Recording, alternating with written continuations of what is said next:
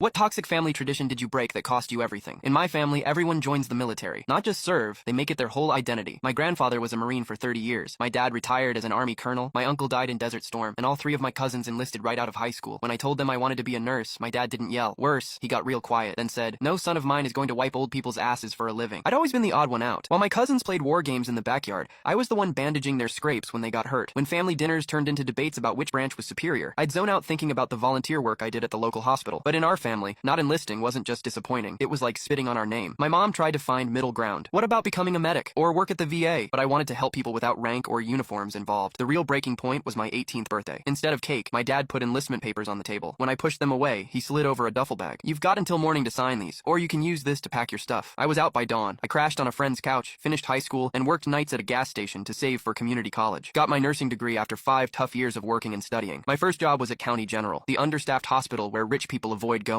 The other nurses warned me I'd burn out fast. We were always short-staffed, underpaid, and dealing with the hardest cases. One patient, Dave, reminded me of my dad. Same crew cut, same stubbornness, same tattoos from his unit. He was a Vietnam vet with Agent Orange complications and PTSD so bad he'd fought 3 orderlies. When I learned he'd served in my dad's old unit, I nearly requested a transfer. That's exactly what my family would have expected. But this was precisely why I'd become a nurse instead of a soldier. Sometimes the bravest thing isn't running toward gunfire, it's sitting with someone while they face their demons. The turning point came during a bad night when Dave had flashbacks. Instead of calling security, I just sat with him until morning, listening to war stories I'd heard versions of my whole life, but never from this side. After that, the other vets on the floor started asking for me. Without telling anyone, I started a support group that met in the hospital cafeteria after my shifts. That's when everything blew up. The hospital newsletter ran a small piece about our group with a photo. Someone from my dad's old unit recognized me. The headline just said, "Local nurse starts veteran support program." But the military community is small. My uncle showed up at the hospital during my shift. "You refused to serve, but now you're playing hero to real soldiers?" he said. "Your father was right about you." The hospital administration called me in, worried about the confrontation. Veterans Affairs got involved. Some vets defended me, saying I was doing more for them than the system. Others called me a fraud.